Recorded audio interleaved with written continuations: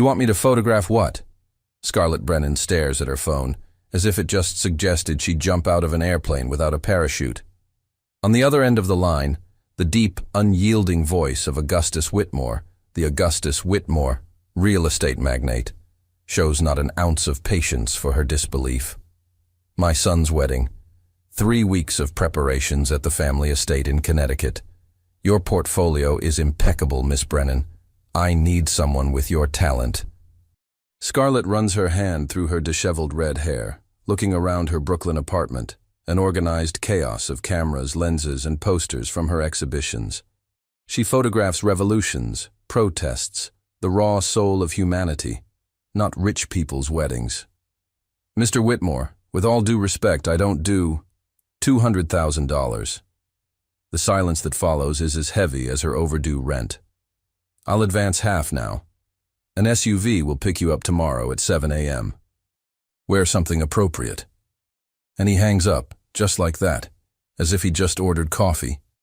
24 hours later, Scarlett is in the soft leather seat of a black Range Rover, her Leica camera clutched against her chest like a protective talisman, while endless rows of mansions replace the brick buildings of her neighborhood. The driver, a gray-haired gentleman named Thomas, doesn't talk much, but his eyes in the rearview mirror say it all. You have no idea what you're walking into. The Whitmore mansion emerges like a castle from a twisted fairy tale, all white stone, imposing columns, and a central fountain where a bronze cherub spits water in an obscenely pretentious manner. Scarlett feels her stomach tie itself in knots. We've arrived, miss, Thomas announces, and there's something almost paternal in his warning tone. The main door opens before she can catch her breath. A woman in her mid-40s descends the steps with the posture of someone who once walked runways in Paris. Perfectly styled blonde hair, beige linen dress that costs more than Scarlett's car, if she had one. Vivian Whitmore, the stepmother according to the quick Google search Scarlett did last night. So, you're the photographer? Vivian's smile doesn't reach her eyes. How rustic. Augustus certainly has peculiar tastes. Before Scarlett can respond, and she has sharp answers locked and loaded, a male voice cuts through the afternoon air. She's not a piece of decoration, Vivian. Scarlett turns, and there it is. There he is. 6 feet tall, dark brown hair slightly tousled by the wind, amber eyes that study her with an intensity that makes her skin tingle. Perfectly tailored gray suit, but the tie is crooked, as if he'd run his fingers through it repeatedly in frustration. Dashiell Whitmore, the groom. And he's looking at her as if he'd just seen a ghost, or a lifeline. Dash, darling. A shrill voice tears through the moment. A woman slides onto his arm, platinum blonde, tight white dress, nails red as claws. Cressida Vale, the bride. Who is this? But Dashiell doesn't look away from Scarlett. And in the charged silence that follows, where Vivienne smiles poison and Cressida grips his arm with possessive force, Scarlett understands with crystal clarity. She just walked into a war, and she doesn't even know why. The grand foyer of the Whitmore mansion smells like old money and fresh lilies, a combination that makes Scarlett's nose itch. Vivienne has disappeared in a cloud of expensive perfume, muttering something about discussing arrangements, while Cressida clings to Dashiell's arm like a barnacle to a yacht. Thomas will take your bags to the guest wing, Dashiell says, his voice low and surprisingly warm. East side, overlooking the gardens. How thoughtful, Cressida purrs, examining Scarlett the way one might inspect a suspicious stain. Though I'm surprised Augustus is housing the help in the main house. Usually the staff quarters are quite sufficient. Scarlett's fingers tighten around her camera strap. She's dealt with war photographers who tried to steal her shots, editors who mansplained her own work to her, but something about Cressida's crystalline condescension hits differently. I'm not the help, Scarlett says evenly. I'm a professional Augustus hired. There's a difference. Of course there is, sweetheart. Cressida's laugh is like wind chimes made of knives. Dash, darling. Don't we have the cake tasting in 20 minutes? We really can't be late. But Dashiell is still looking at Scarlett, and there's something in his expression, a kind of desperate curiosity, like a man who's been holding his breath underwater and just glimpsed the surface. Actually, he says slowly, never breaking eye contact with Scarlett, I need to brief Miss Brennan on the schedule. You go ahead, Cress. I'll catch up. The temperature in the room drops 10 degrees. Excuse me? Cressida's perfectly glossed lips flatten into a line. Our wedding is in 3 weeks, and you want to discuss schedules with the photographer instead of tasting our 7-tier champagne cream cake? I'm sure your opinion is the only one that matters on cake, Dashiell says, gently but firmly extracting his arm from her grip. You have impeccable taste. It's a compliment wrapped in dismissal, and Cressida knows it. Her blue eyes flash with something dangerous before she smooths her expression into a beauty pageant smile. Fine. But don't be long, darling. We have so many decisions to make, together. She emphasizes the last word like a threat, then click-clacks away on heels that could double as weapons. The silence that follows is deafening. So, Scarlett says finally, that was a nightmare. Dashiell runs a hand through his hair, making it messier. Yeah, that's one word for it. He gestures toward a set of French doors leading to a terrace. Walk with me? I promise I'll actually brief you on the schedule. And I apologize in advance for everything you're about to experience here. Scarlett shouldn't. She should unpack, review her equipment, maintain professional distance. But there's something magnetic about the exhaustion in his eyes, the subtle rebellion in the loosened tie. Lead the way, Mr. Whitmore. Dash, he corrects, holding the door open. Please. Mr. Whitmore is my father, and that's its own circle of hell. The terrace overlooks rolling hills of manicured green, rose gardens that look like they require a full-time staff of 12. The late afternoon sun paints everything gold, and for a moment, Scarlett's fingers itch for her camera. You can shoot if you want, Dash says, noticing. I won't tell anyone you're working off the clock. Is that what this is? Work? Honestly? He leans against the stone balustrade, and the late sun catches the amber in his eyes, turning them almost bronze. I have no idea what this is. But when you stepped out of that car, you looked at this place like it was a prison, and I thought, finally, someone who sees it too. Scarlett's heart does something complicated in her chest. You're marrying into this prison voluntarily, expanding it even. Am I? His laugh is bitter. My father arranged this marriage like a business merger, Vale Industries and Whitmore Enterprises, united through holy matrimony. Cressida gets the Whitmore name and social standing she's always craved. I get to make my father happy for once in my miserable life. And what do you want? The question hangs between them like a grenade with the pin pulled. Dash turns to her, and the intensity in his gaze makes her breath catch. I want to know why a photographer who captures revolution and raw humanity agreed to shoot a society wedding.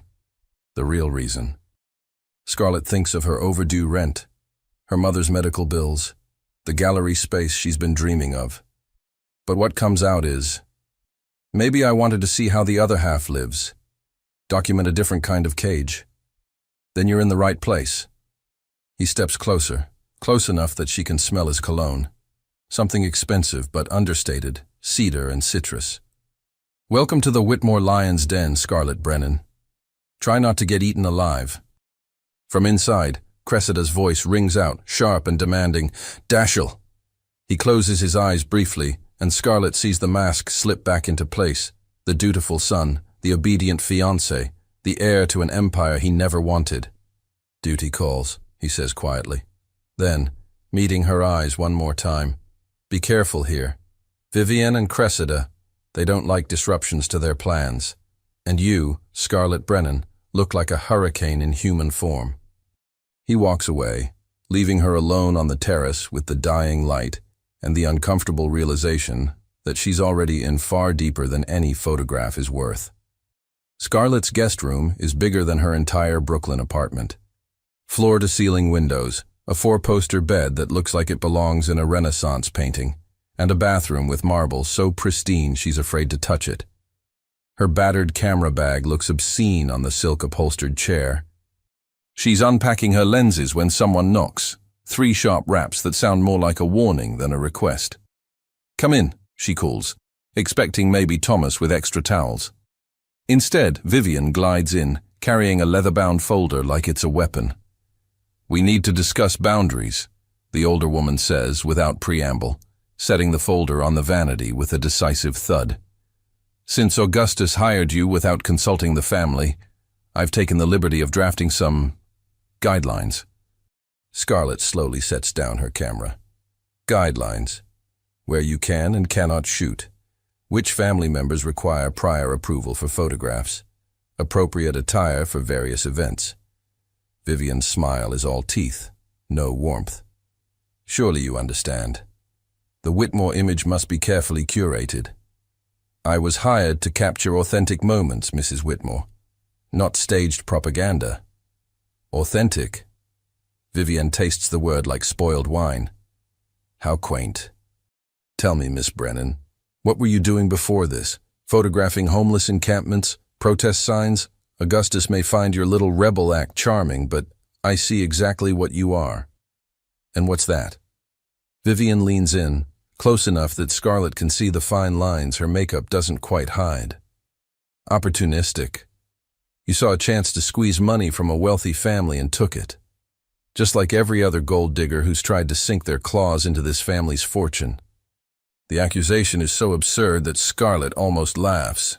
"I'm here to do a job. That's it." "Of course you are." Vivian straightens, smoothing her dress. "Just remember, I've been protecting this family's interests for 15 years. I know every trick in the book. Stay in your lane, little photographer. Don't get ideas above your station." She leaves in a wake of Chanel No. 5 and veiled threats. Scarlett's hands are shaking with anger as she reaches for her phone. She should call Augustus, tell him this is hostile work environment, demand. Her phone buzzes. A text from an unknown number. "Rooftop. East staircase. 3rd floor. If you need to escape." She shouldn't go. It's unprofessional. Dangerous. Exactly the kind of getting ideas Vivian just warned her about. Scarlett grabs her jacket. The rooftop is windswept and private, surrounded by a stone parapet that overlooks the entire estate. Dash is leaning against it, still in his suit but jacket discarded, sleeves rolled up. There's a bottle of wine and 2 glasses beside him. "Rough first day?" he asks, without turning around. "Your stepmother just threatened me in the most elegant way possible." Scarlett joins him at the wall. "Does that happen to all the vendors?" "Only the ones Vivian sees as threats."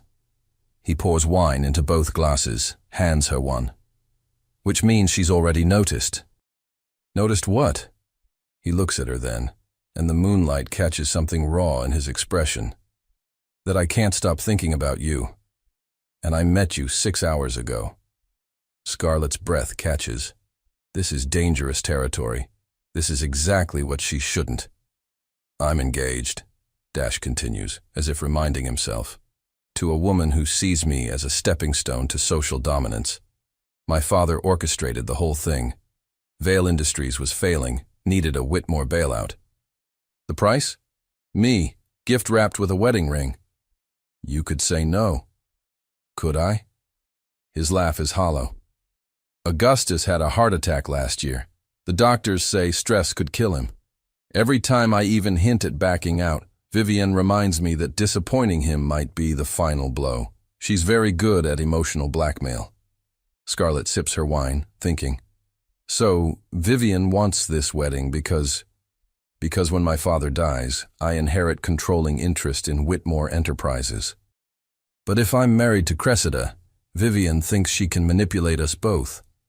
Cressida's ambitious, but not particularly bright. Easy to control." He turns to face her fully. "Then you walked in, looking at everything like you see through the bullshit. Like you're not impressed by any of this. I'm not." "I know." He steps closer. "That's the problem." You're the first real thing I've encountered in years, and you show up 3 weeks before I legally bind myself to a lifetime of fake smiles and strategic social climbing. The air between them crackles with tension. Scarlett knows she should step back, maintain distance. Remember, this is just a job. But there's something magnetic about his honesty, his exhaustion, the way he looks at her like she's oxygen. Dash.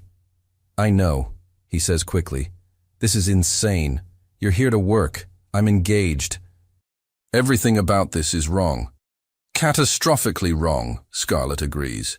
But I needed you to know, before Vivian and Cressida start their campaign to drive you out, and they will, I needed you to know that someone in this house sees you, actually sees you.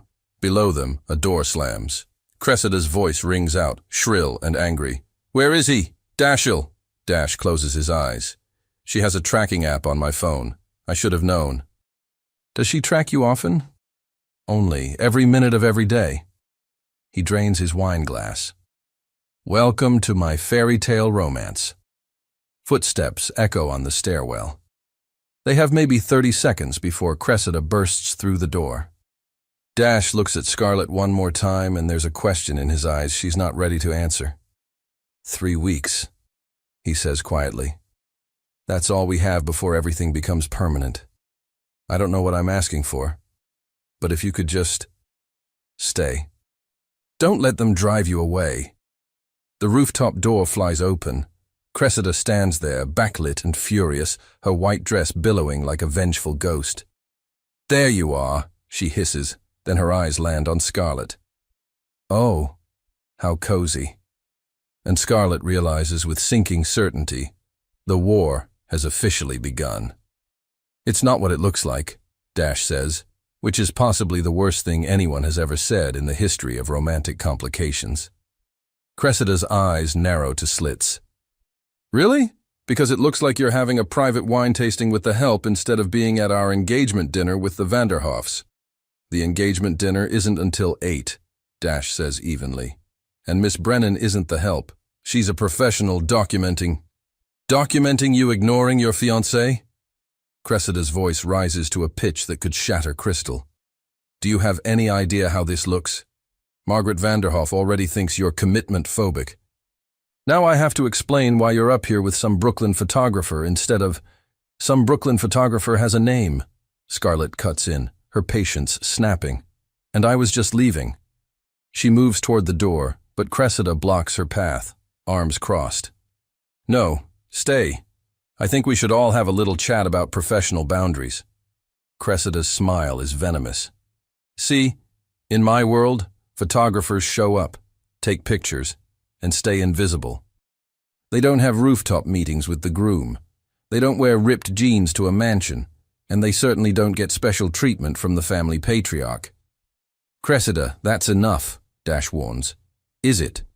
Because I think Miss Brennan needs to understand her place here. Cressida turns her full attention to Scarlett, and there's genuine malice in her expression. You're temporary, sweetheart. A 3-week blip. Once those wedding photos are done, you'll crawl back to whatever dive bar you photograph for Instagram followers, and I'll be Mrs. Dashiell Whitmore. Permanent fixture. Family. Scarlett meets her gaze dead on. If you have to announce you're permanent, you probably aren't. The silence that follows is atomic. Cressida's face goes from porcelain to crimson in seconds. You little... We're leaving, Dash says firmly, taking Cressida's elbow. Now, before you say something you can't take back. As he guides her toward the door, Cressida throws one last venomous look over her shoulder. Watch yourself, photographer. Accidents happen. Equipment gets damaged. People get sent home. The next morning, Scarlett discovers exactly what Cressida meant. Her camera bag has been moved. Not obviously. Someone tried to put it back exactly where it was, but Scarlett knows her equipment like a mother knows her children. The main compartment zipper is on the wrong side. Her heart sinking, she opens the bag. The primary lens, her $4,000 7200mm that she's had for 6 years, that's captured everything from war zones to quiet moments of human grace, has a hairline crack across the glass. No. She lifts it carefully and her stomach drops. It's subtle enough to be dismissed as accident, but deliberate enough that she knows. A knock at the door. Thomas stands there, looking grim. "Miss Brennan, Mrs. Vivian would like to see you in the morning room." Immediately. Vivian is having breakfast. Fresh croissants, imported jam, coffee that probably costs more per cup than Scarlett's weekly grocery budget. She doesn't look up when Scarlett enters. "I've received a complaint," Vivian says, buttering a croissant with surgical precision. "About inappropriate conduct with the groom." Inappropriate. Scarlett's anger is a living thing. I was discussing the shooting schedule. On a rooftop. Alone. With wine. Vivian finally looks at her, and her expression is ice. Miss Vale was quite distressed, as was I when I learned that my stepson is being pursued by opportunistic hired help. "I'm not pursuing anyone." "No?" Vivian sets down her knife with a sharp click. "Then explain why Augustus specifically requested you. A photographer with no society wedding experience. A nobody from Brooklyn with an activist background." She pauses. "Unless he thought you might be malleable. Grateful enough for the money to look the other way during certain family business discussions." Scarlett's mind races. "What are you suggesting?" "I'm suggesting you're here for more than photography. Augustus is getting old, sentimental. He's been making questionable decisions." Vivian leans forward. "So here's what's going to happen. You'll do your job, stay away from Dashiell, and when this wedding is over, you'll take your money and forget everything you see or hear in this house." "Understood? And if I don't?" Vivian's smile could freeze hell. Then unfortunate things might continue happening. Broken equipment, lost memory cards, perhaps even questions about your credentials, your background. It would be terrible if immigration wanted to review your mother's visa status, wouldn't it? Scarlett's blood turns to ice. "How do you?" "I know everything about everyone in this house, dear. It's how I've survived." Vivian returns to her breakfast. "You're dismissed. And do try to be more careful with your expensive equipment. Accidents are so costly." Scarlett is still shaking with rage when she nearly collides with Dash in the hallway. "Hey! Whoa!" He catches her arms, steadying her. "What happened?" She looks at him, really looks at him. At the genuine concern in his amber eyes, the way he's already loosening his tie like it's strangling him, the exhaustion that suggests he didn't sleep any better than she did. And she realizes, this isn't just about her anymore. "Your stepmother just threatened my mother," she says quietly. "And someone sabotaged my camera lens." Dash's expression hardens. "Vivian or Cressida? Does it matter? They're working together to drive me out. Then we fight back." He says it with such conviction that Scarlett almost believes him. "How? They have all the power here. I'm just—" "You're not just anything." He's still holding her arms, and his touch burns through the thin fabric of her shirt. "You're the only honest person in this entire house, the only one not playing games. Dash, I can't afford to lose this job. My mother, I know, and I won't let them hurt you or your family." His jaw sets. "Tonight is the engagement party, 50 guests, all of Connecticut high society. Cressida and Vivian will be performing for the crowd. That's when we start documenting the truth." "What truth?" His eyes meet hers with fierce intensity. "That this wedding is a sham. That I'm being forced into a marriage I don't want. And that you—" He stops himself, seeming to realize how close they're standing. "You're going to photograph everything. The real moments.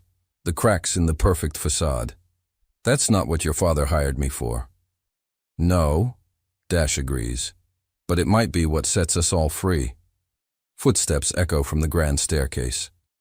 They break apart just as Augustus himself rounds the corner, a silver-haired lion in an expensive suit, eyes sharp despite his age. "Dashiell, Miss Brennan." His gaze moves between them, assessing. "Good.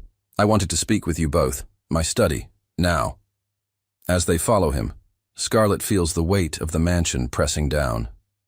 3 weeks until the wedding. 3 weeks to survive Vivian's threats, Cressida's sabotage, and the dangerous pull between her and a man who's supposed to marry someone else. The war isn't just beginning, it's about to explode. Augustus Whitmore's study smells like leather, cigars, and old power. Floor-to-ceiling bookshelves line the walls, but Scarlett suspects most of those books have never been opened. This is a room designed to intimidate, and it works. The patriarch settles behind his massive oak desk, gesturing for them to sit. Scarlett takes the chair farthest from Dash, trying to maintain some semblance of professional distance. "Miss Brennan," Augustus begins, steepling his fingers. "How are you finding your accommodations?" "Comfortable, thank you." "And the family?" His eyes glitter with something that might be amusement. "Are they making you feel welcome?" It's a trap. Scarlett can feel it. Everyone has been very informative about expectations. Augustus barks a laugh. "Vivian cornered you already, didn't she? Let me guess. Threats wrapped in politeness, warnings about knowing your place." Scarlett's surprise must show on her face, because Augustus smiles. "I've been married to that woman for 15 years. I know exactly how she operates." He turns to Dash. "And Cressida, still performing the devoted fiancé act?" "Father."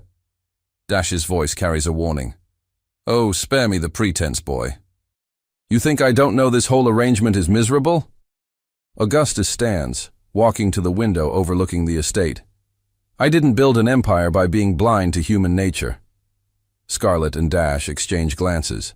"Where is this going?" "Miss Brennan, I'm going to be frank with you." Augustus turns, and suddenly he looks older, tired. "I'm dying. Pancreatic cancer. 6 months, maybe less. The doctors are calling it aggressive." "Father." Dash is on his feet, face pale. "Sit down, Dashel. You're not a child." Augustus's voice softens slightly. "I've known for 3 months. Vivian knows. The board knows. You were going to find out after the wedding." Scarlett's mind races. This explains everything. The rushed timeline, the desperation. "The Veil merger isn't about business," Augustus continues. "It's about securing your position before I'm gone. Vivian will fight you for control of the company. She's been positioning herself for years, getting board members in her pocket." He looks at his son with something like regret. "I thought if you were married to Cressida, had Veil Industries behind you, you'd stand a chance." "By forcing me into a loveless marriage?" Dash's voice shakes with anger. "That's your solution?" "It was, until Miss Brennan arrived." Augustus's gaze settles on Scarlett. "I hired you because I wanted someone objective, someone who would document this circus honestly. I wanted evidence." "Evidence of what?" Scarlett asks carefully. "Of how miserable my son is, of how Cressida treats him like a trophy, of how Vivian manipulates everything." Augustus pulls a folder from his desk drawer. "I've been building a case to restructure the company. If I can prove that Dashel is being coerced, that the marriage is fraudulent, I can lock Vivian out completely, make Dashel sole heir with conditions she can't touch." "You want me to sabotage the wedding," Scarlett says slowly. "I want you to photograph the truth, whatever that may be." Augustus meets her eyes. "I'm paying you $200,000 to be a witness, Miss Brennan, to document what really happens in this house over the next 3 weeks. If that evidence happens to prevent a sham marriage, so be it." Dash slams his hand on the desk. "You manipulative son of a... I'm trying to save you." Augustus's composure cracks.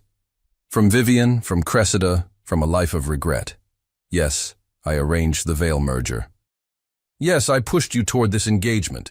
But I also saw how you looked at Miss Brennan yesterday, like a drowning man who just found air." The silence is deafening. "You've been planning this," Scarlett says. "All of it. The timing, the photographer, I've been trying to fix my mistakes before I die," Augustus interrupts. "Dashel deserves better than what I've built for him, even if he's too stubborn to fight for it himself." Dash is staring at his father like he's seeing him for the first time. "You're using her. You're putting her in danger." Vivian already threatened her mother. Vivian threatens everyone. It's background noise. Augustus waves dismissively. But I've already taken precautions. Miss Brennan's mother's visa status is secured through my lawyers. Any equipment damaged will be replaced immediately. I'm not leaving her defenseless. How magnanimous, Scarlett says dryly. Except you failed to mention any of this when you hired me. Would you have come if I'd told you the truth? No. Exactly. Augustus returns to his chair. So here we are. 3 weeks until a wedding I orchestrated but no longer want. A dying man trying to right his wrongs. And 2 people who can't stop looking at each other like the rest of us don't exist. Scarlett's cheeks burn. That's not. Please, I'm old, not blind. Augustus's expression softens. Tonight is the engagement party. Vivian and Cressida will parade Dashiell around like a prize bull. Photograph it all. The performance, the cracks, everything. Then we'll see what the truth looks like. Outside the study, Dash catches Scarlett's arm before she can escape to her room. I didn't know, he says urgently. About any of it. The cancer, his plan, using you as a weapon against your stepmother, Scarlett finishes.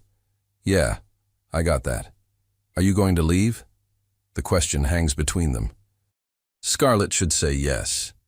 Should pack her bags, take whatever kill fee Augustus offers, run back to Brooklyn and her uncomplicated life of photographing protests and reality. But she thinks of Dash on that rooftop, exhausted and trapped. Of Augustus, dying and desperate to fix his mistakes.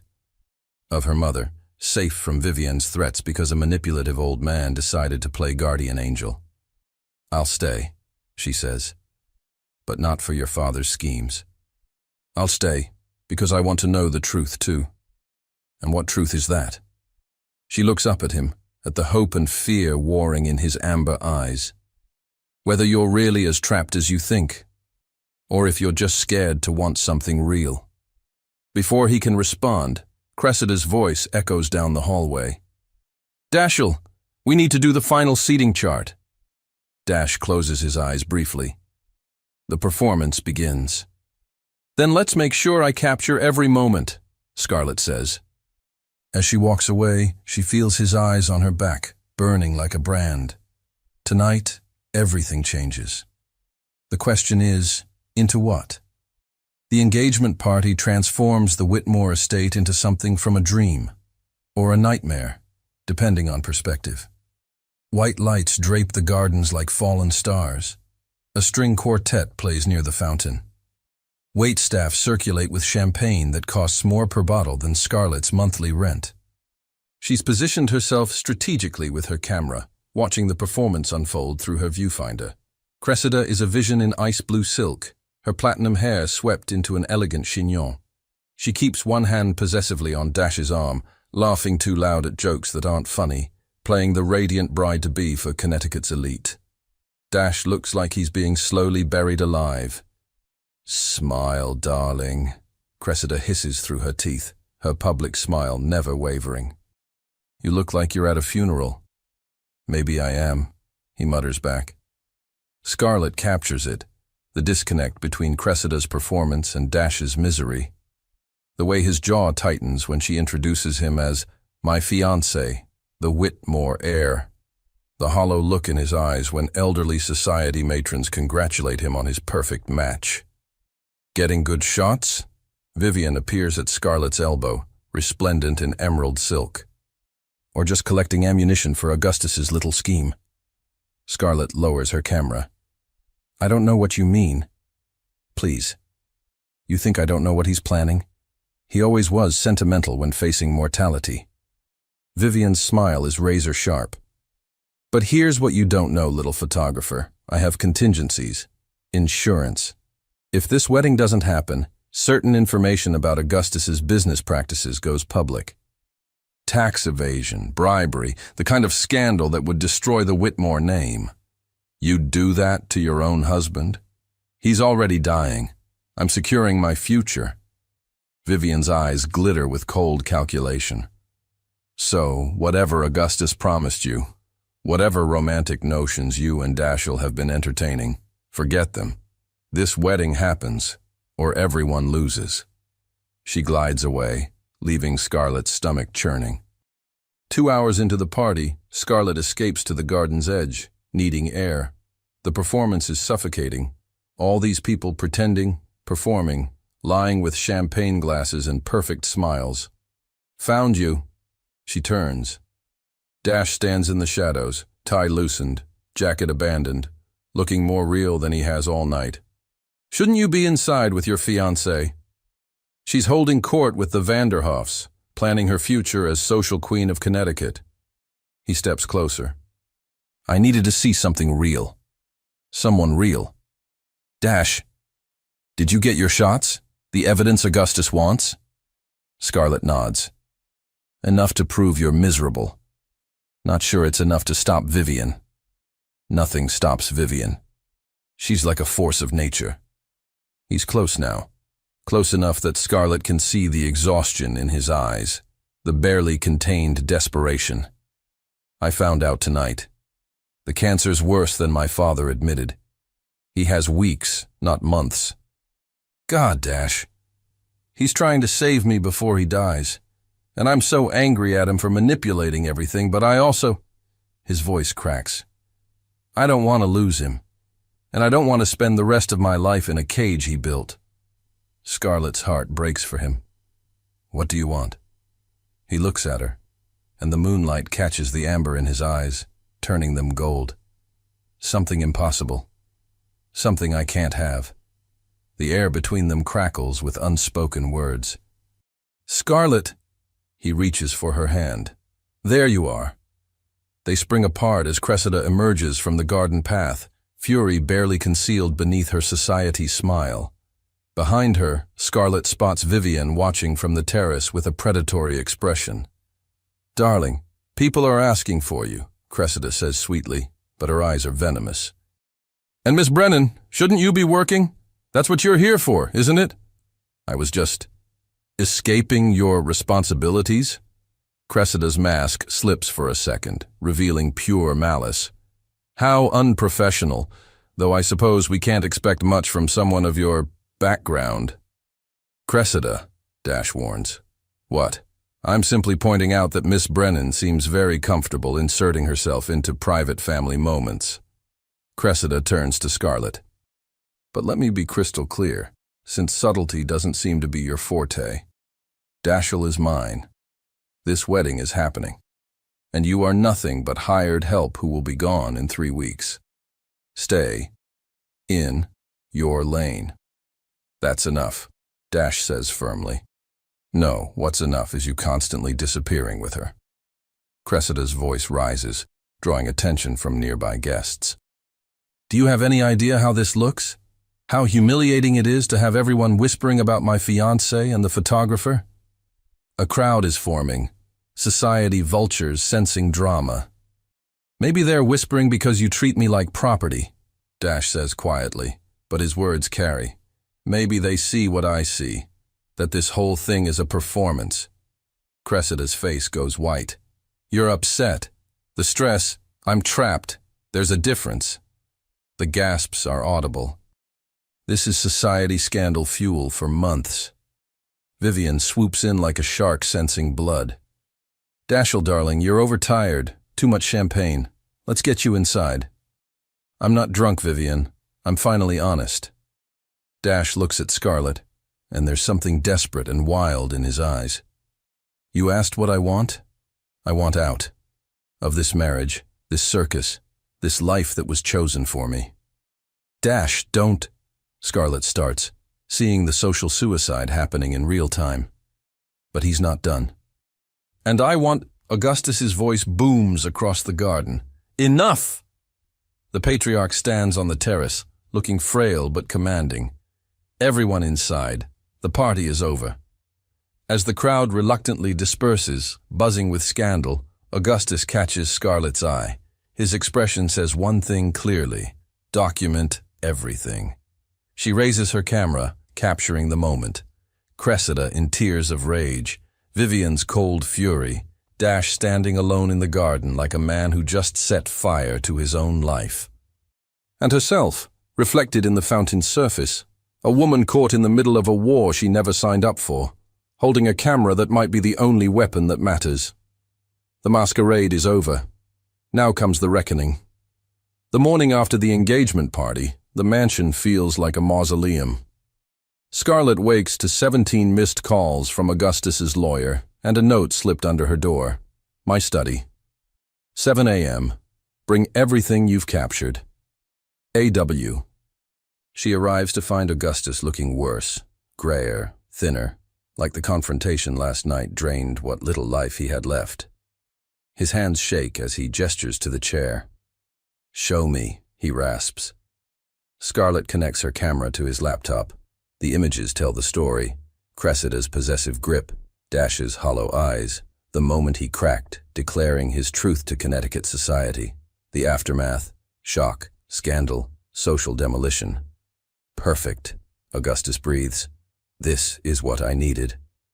Proof that the engagement is fraudulent, that he's being coerced? Mr. Whitmore, with respect, these photos prove your son had a breakdown, not that he's being forced into marriage. Scarlett closes the laptop. Vivian will spin this as pre-wedding jitters. Cressida's already playing the victim to everyone who'll listen. Then what do you suggest? Before Scarlett can answer, the study door explodes open. Vivian storms in, Cressida behind her like a vengeful shadow. You, Vivian spits at Scarlett. Pack your bags. You're done here. She stays, Augustus says weakly. You don't make that decision anymore. Vivian slaps a document on the desk. Power of attorney, signed by you 3 months ago when you got your diagnosis. Your doctor agrees you're no longer mentally competent to make business decisions, which means I control the estate, the company, and who stays under this roof. Augustus's face goes ashen. That was only meant for emergencies? This is an emergency. Your hired saboteur nearly destroyed our family's reputation last night. Vivian turns to Scarlett. You have 1 hour to leave. Security will escort you out. The contract, Scarlett starts, is void due to breach of professional conduct. My lawyers are already drafting the paperwork. Vivian's smile is triumphant. Try to sue. I'll bury you in legal fees until you're bankrupt. Cressida steps forward, and there's genuine glee in her expression.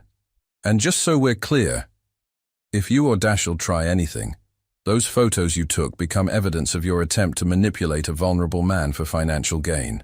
We'll paint you as a gold digger who seduced him, fabricated evidence, and tried to extort money from a dying man. It's a perfect trap. Scarlett feels the walls closing in. Where's Dash? She asks quietly. Being handled, Vivian says coldly. He'll marry Cressida next week. We've moved up the timeline, and you'll be a footnote. The photographer who couldn't keep her hands to herself. Scarlett has 45 minutes before security arrives. She's frantically backing up her photos to the cloud when her door flies open. Dash stands there, wild-eyed, with a fresh bruise on his jaw. Oh my God. Vivian's goons. Apparently I'm being protected from my own bad decisions. He closes the door, locks it. Scarlett, we have to go. Now. Go where? She has power of attorney. She controls everything. Not everything. He pulls out his phone, shows her a bank transfer. My mother left me a trust fund when she died. Vivian can't touch it. $2 million. Enough to disappear, hire lawyers, fight back. Scarlett's heart hammers. Dash, what are you saying? I'm saying run away with me. He grabs her hands, and his grip is desperate. We take your evidence, we go to the press, we expose this whole corrupt system. The forced marriage, Vivian's blackmail, all of it. That's insane.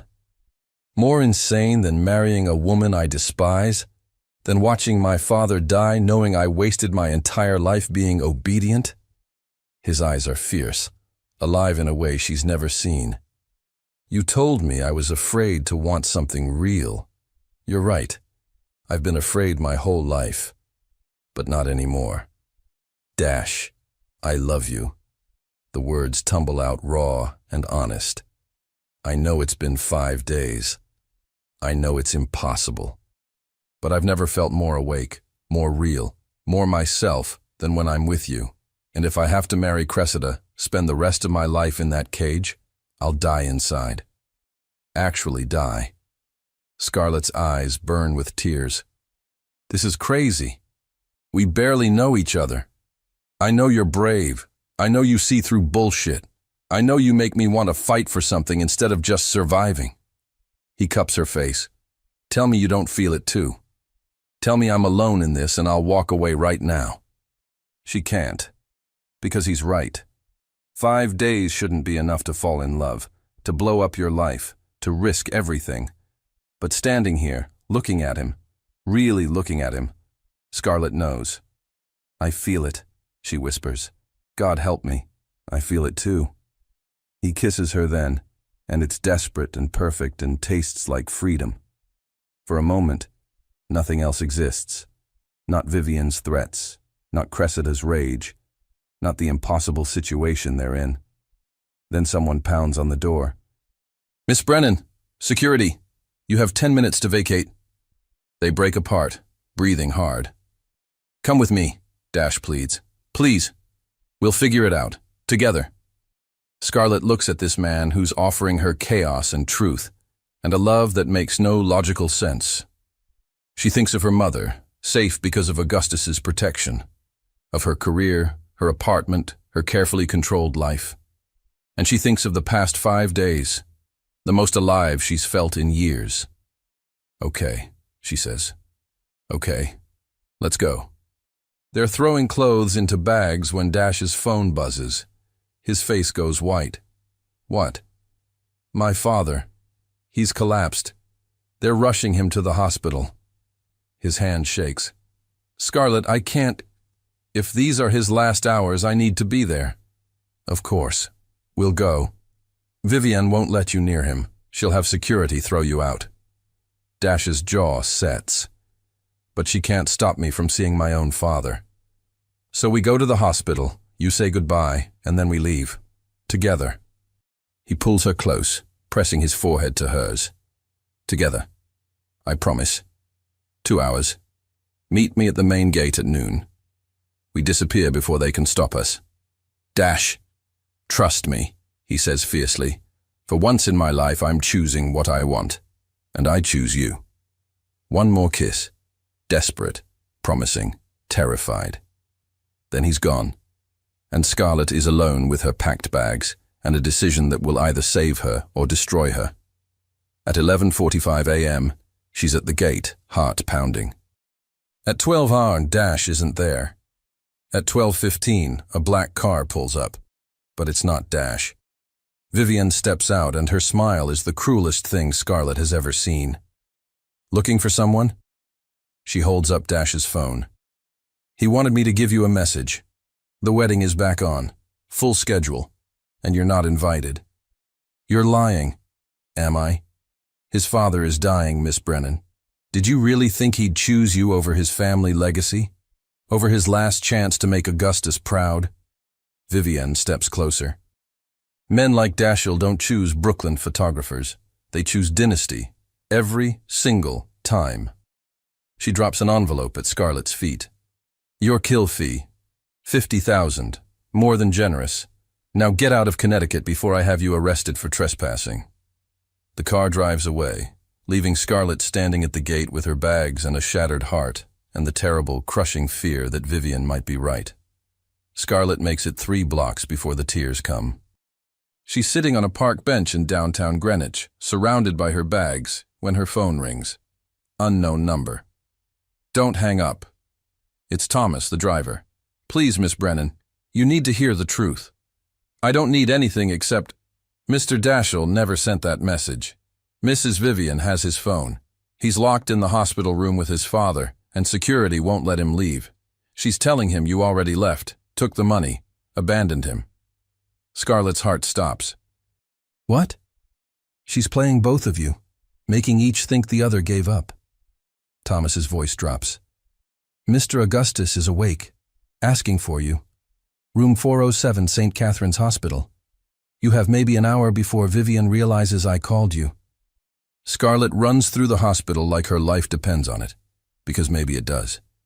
She bursts into room 407 to find Augustus in bed, frail but conscious, and Dash sitting beside him, looking absolutely destroyed. Scarlett? Dash is on his feet instantly. But Vivian said you left, that you took the money. And she told me you chose the wedding over me. Scarlett's voice shakes with fury. She's been lying to both of us. Of course I have. They turn. Vivian stands in the doorway, Cressida beside her, both looking like they've been caught but don't particularly care. Did you really think I'd let you two ruin everything? Vivian's composure is cracking. Augustus is dying. The company needs stability. This wedding represents millions in merger value. Your little romance is irrelevant. It's not irrelevant to me, Dash says quietly, moving to stand beside Scarlett. Nothing has ever been more relevant. How touching. Cressida's voice drips venom. But you're still under contract. Break the engagement and Vale Industries sues for breach. We'll take everything. Then take it. Dash's voice is steel. Take the company, the estate, all of it. I choose her. Dashel, Vivian starts. Enough. Augustus's voice is weak but commanding. Everyone out, except you two. He points at Dash and Scarlett. After a moment of tense standoff, Vivian and Cressida retreat. The door closes with a definitive click. Augustus struggles to sit up. I'm sorry. For all of it. The manipulation, the schemes. I thought I was protecting you, Dash. But I was just controlling you. The same way my father controlled me. Dad, let me finish. I don't have much time. Augustus looks at them both. That power of attorney Vivian has? It's not valid. I was diagnosed with cancer, not dementia. My lawyer already filed the paperwork to revoke it this morning. She has no legal standing. Why didn't you tell us? Scarlett asks.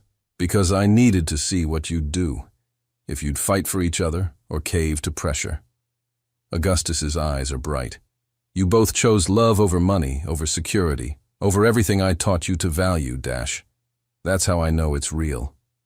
He reaches for a folder on the bedside table, hands shaking. The Vale contract has an escape clause. If the engagement ends due to fundamental incompatibility proven before marriage, there's no penalty. And thanks to Miss Brennan's photographs, we have proof. He looks at Scarlett. You documented Cressida's cruelty, the forced nature of the arrangement, everything. It's enough.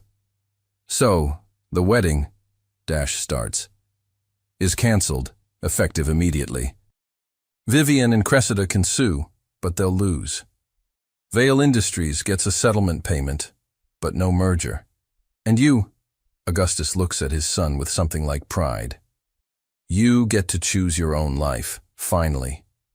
Dash's eyes fill with tears. Dad, I'm so sorry. Don't be. I'm proud of you. For the first time in your life, you fought for what you wanted instead of what I told you to want. Augustus reaches for Scarlett's hand. And you. You could have taken the money and run. Instead, you came back. That's real love, Miss Brennan. I couldn't leave him, Scarlett says simply. I know. That's why you're perfect for him. Augustus leans back, exhausted. Now get out of here, both of you. Go live the life I never had the courage to live. They're in the hospital parking lot, hands clasped, when Vivian and Cressida intercept them one last time. This isn't over, Vivian hisses. I'll fight this.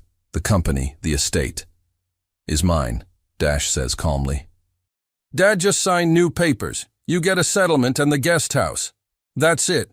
You chose money over everything, Vivian. Now live with it. Cressida steps forward, mascara smeared. You're really throwing away everything for her? A nobody photographer with no connections, no money. She has something you'll never understand, Dash says, pulling Scarlett close. She has a soul, and she sees mine. That's worth more than every dollar in the Whitmore fortune. You'll regret this, Cressida spits. The only thing I regret, Dash says, is not meeting her sooner. They walk away, leaving Vivian and Cressida in the wreckage of their schemes. In Dash's car, Scarlett finally exhales. What now? Now? Dash laces his fingers through hers. We go anywhere you want. Brooklyn, Paris, the middle of nowhere. I don't care as long as you're there. What about the company? I'll hire good people. Do it remotely. Augustus was right. I need to live my own life. He brings her hand to his lips. With you, if you'll have me. Scarlett thinks about the past 8 days, the chaos, the manipulation, the impossible love that bloomed in the worst circumstances. It's crazy. It's too fast. It's absolutely perfect. Ask me properly, she says, smiling through tears. Dash pulls over, turns to face her fully. Scarlett Brennan, will you take a chance on a recovering rich boy who's terrible at ties and good at loving you? Will you let me spend the rest of my life proving that 5 days was enough to know you're everything? Yes, she whispers. Yes. Absolutely yes. He kisses her as the sun sets over Connecticut, and for the first time in either of their lives, everything feels right, real, free, home. 1 year later, 6 months after Augustus. Whitmore died peacefully in his sleep 3 months after the cancelled wedding. Dash held his hand until the end. The funeral was small, intimate, just the people who actually loved him, not the society vultures who'd circled his wealth. In his final will, Augustus left specific instructions. Half the estate to Dash, a quarter to charity, and the remaining quarter divided between Vivian and a trust for Whitmore Enterprises employees. Vivian got enough to live comfortably, but not enough to maintain her lavish lifestyle. She moved to Florida within a month, already hunting for her next wealthy husband. Cressida tried to sue for breach of promise. The case was dismissed in less than a week when Scarlett's photographs were submitted as evidence. Last anyone heard, she'd gotten engaged to a tech mogul in Silicon Valley. Some people never learn. Vail Industries survived the failed merger. Barely. But that wasn't Dash's problem anymore. Present day. The Brooklyn loft is flooded with afternoon light. Scarlett's photographs cover one exposed brick wall, not the society shots she was hired for, but the real ones. The series titled Breaking Free won her a National Magazine Award and a spread in Time magazine. Images of Dash's transformation from trapped heir to free man. Of Augustus in his final days, finally at peace. Of love blooming in impossible circumstances. Coffee, artist in residence? Dash appears from the kitchen, 2 mugs in hand, wearing jeans and a Columbia University t-shirt. He's teaching business ethics there now, using his family's dysfunction as a cautionary tale. His students love him. You're my favorite distraction, Scarlett says, accepting the mug and a kiss. They're not married, not yet. Scarlett said she needed time to not be part of anyone's plans or schemes, and Dash understood. They're just together. Living in her apartment that's now their apartment. Building something real day by day. Your mom called, Dash says. Wants to know if we're coming for Sunday dinner. Scarlett smiles. Her mother adores Dash, mostly because he fixed her visa situation permanently and helped her open the small Brazilian restaurant she'd always dreamed of. Maria's Kitchen is already a Brooklyn institution. Tell her yes, but you're helping cook this time. I'm still banned from anything involving knives after the onion incident. You nearly took off a finger. In my defense, I grew up with private chefs. Cooking is a learned skill. They're laughing when Scarlett's phone rings. Unknown number. Scarlett Brennan? This is Catherine Mills from the Guggenheim. We're curating an exhibition on modern love stories through photography, and we'd like to feature your Breaking Free series. It would be a 6-month installation starting next spring. Scarlett's hand shakes. The Guggenheim, her work in one of the most prestigious museums in the world. Yes, absolutely yes. When she hangs up, Dash is grinning. Good news? The Guggenheim wants my work, 6 months, spring exhibition. She's crying now. Happy tears. Dash, this is everything I've ever wanted. You deserve it. You deserve everything. He pulls her close. You turned my catastrophe into art. Our catastrophe into something beautiful. It was beautiful. Even the ugly parts led us here. They stand at the window, overlooking the Brooklyn streets that are worlds away from Connecticut mansions. This is home now. Crowded, loud, real, perfect. I have something for you, Dash says suddenly, reaching into his pocket. Scarlett's heart stops. Dash! It's not what you think. Not yet. He pulls out a key. Remember that warehouse space you showed me? The one you said would make a perfect gallery. The one that costs a fortune to lease? I bought it. Outright. It's yours. At her shocked expression, he continues quickly. Not a gift. An investment. I want to be your partner, Scarlett. In art, in business, in life.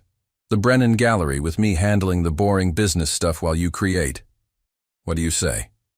She looks at this man who gave up everything to choose her, who learns to cook despite the danger to his fingers, who supports her dreams while building his own, who loves her with the same intensity he once saved for surviving his family. I say I love you, she whispers. I say yes to the gallery, yes to partnership, yes to everything as long as it's with you. Even marriage? Eventually? Eventually, when we're ready. When it's our choice, our timing, our truth. I can wait, Dash says, kissing her forehead. I'd wait forever for you. But they both know he won't have to wait long. 2 years later. The wedding takes place in Prospect Park, under autumn trees turning gold and crimson. No mansion, no society guests, no performance. Just 50 people they actually love, witnessing something real. Scarlett wears a simple cream dress and her grandmother's pearls. Dash wears a navy suit with a slightly crooked tie. Some things never change. Maria walks Scarlett down the aisle crying happy tears. Thomas, the driver who made that crucial phone call, stands as Dash's best man. The vows are their own words, their own promises. I promise to always see you, Scarlett says, to never let you feel trapped, to choose you every day, not because I have to, but because I want to. I promise to be worthy of being chosen, Dash says, to fight for us the way you taught me to fight for myself, to love you louder than my father's expectations, braver than my old fears, truer than any life I could have planned. When they kiss, the small crowd erupts in cheers. At the reception in the Brennan Gallery, now a thriving space showcasing emerging artists, they dance to Frank Sinatra while guests eat Maria's feijoada and drink wine that doesn't cost a fortune per bottle. Happy? Dash asks, spinning her under the fairy lights they strung themselves. Deliriously, Scarlett says, though I keep waiting for your evil stepmother to burst in with an objection. Vivian's on husband number 4 in Palm Beach. She's busy. And Cressida? Last I heard, she married a hedge fund manager and has 2 designer dogs. She got exactly what she wanted, just not from me. Do you ever regret it? Giving up the mansion, the money, the life? Dash stops dancing, cups her face in his hands. I gave up a prison, Scarlett. You gave me a life. There's no contest. Later, as they're leaving for their honeymoon, 2 weeks in Portugal, Scarlett's mother's homeland, Thomas pulls Dash aside. Your father would be proud, son. Not of the business decisions or the money, of this, of you choosing love. He gave me the courage to do it, Dash says, in his own manipulative way. Augustus was complicated, but he loved you. Never doubt that. They leave in a shower of rice and laughter, Scarlett's vintage car covered in just married signs, courtesy of her photographer friends. 5 years later, the Whitmore Brennan brownstone in Park Slope has a red door and window boxes full of flowers. Inside, the walls are covered with photographs, not just Scarlett's professional work, but snapshots of their life. Road trips and lazy Sundays, Maria teaching Dash to make pain de queijo. Their first dog, a rescue named Augustus, who has separation anxiety and a tendency to steal socks. Scarlett is in her dark room when she hears the front door open. "I'm home," Dash calls. "And I brought reinforcements." She emerges to find him with Chinese takeout and their 3-year-old goddaughter Lily, the daughter of Scarlett's best friend from college. "Auntie Scar!" Lily launches herself into Scarlett's arms. "Uncle Dash said we're having movie night." "Did he now?" Scarlett raises an eyebrow at her husband. "It's Friday. Movie night is tradition." Dash is already setting up the projector they installed in the living room. "Plus, I have news." Over lo mein and spring rolls, with Lily occupied by Finding Nemo, Dash tells her, "Columbia offered me department chair. I'd be overseeing the entire ethics program." "Dash, that's amazing." "It means longer hours, more responsibility." He takes her hand. "But also more stability. I was thinking, maybe it's time." "Time for what?" "To stop being godparents and start being parents. Actual parents. What do you think?" Scarlett's heart swells. They've been talking about it for a year, waiting for the right moment. Looking at Dash, this man who transformed from a trapped heir into a devoted husband, ethical professor, and the person who still makes her coffee every morning. She knows. "I think yes. I think I'm ready to raise tiny humans with you." His grin could power the city. "Really? Really? Though fair warning, they'll probably inherit your inability to cook. And your stubborn independence. And your terrible ties. And your beautiful soul." They kiss over the Chinese food, while Lily, oblivious, sings along with Under the Sea. 10 years later, the gallery opening is packed. Scarlett's new series, A Decade of Love, shows their journey, from that first meeting at the mansion to today. Dash aging gracefully, salt and pepper temples making him more distinguished. Their 2 children, Emma, 7, and Lucas, 5, growing up in a home filled with art and laughter. Maria, now retired, playing with her grandchildren in the park. The centerpiece photograph is from that engagement party a decade ago. Dash standing in the garden, looking lost and trapped, Cressida's possessive hand on his arm. Next to it, a photo from last week. Dash in the same pose, but holding Emma's hand, surrounded by their family, looking absolutely free. The contrast says everything. "Still think it was crazy?" Scarlett asks, finding Dash studying the comparison. "The craziest, best decision I ever made." He puts his arm around her. "Thank you." "For what?" "For seeing me. For not running when you learned how complicated my family was. For teaching me that love doesn't have to be a cage." He kisses her temple. "For choosing me every day for 10 years. You make it easy." Emma runs up, dragging Lucas by the hand. "Daddy, there's fancy cheese. Can we have some?" "That's brie, sweetheart, and yes. But use plates this time." As the kids rush off, Scarlett leans into Dash, watching their chaotic, beautiful life unfold in the gallery around them. "You know what's funny?" she says. "If Augustus hadn't hired me, if Vivian hadn't tried to drive me away, if everything hadn't gone spectacularly wrong, we never would have found this," Dash finishes. "Sometimes the disasters are really just beginnings in disguise." Very philosophical, Professor Whitmore. "I learned from the best, Mrs. Whitmore Brennan." They stand together as the New York crowd flows around them, celebrating art and love and the beautiful chaos of a life chosen, not assigned. In a mansion in Connecticut that Dash donated to a nonprofit for at-risk youth, teens who once felt trapped are learning they have choices. In a small Brazilian restaurant in Brooklyn, Maria serves feijoada to neighbors who've become family. In a brownstone with a red door, photographs on every wall tell the story of 2 people who met in the worst circumstances and created the best life. And in a gallery in Manhattan, surrounded by the evidence of their journey, Scarlett and Dash hold hands and remember, love doesn't conquer all. But the right love, chosen freely, fought for fiercely, and built patiently. That love conquers everything that matters. The end.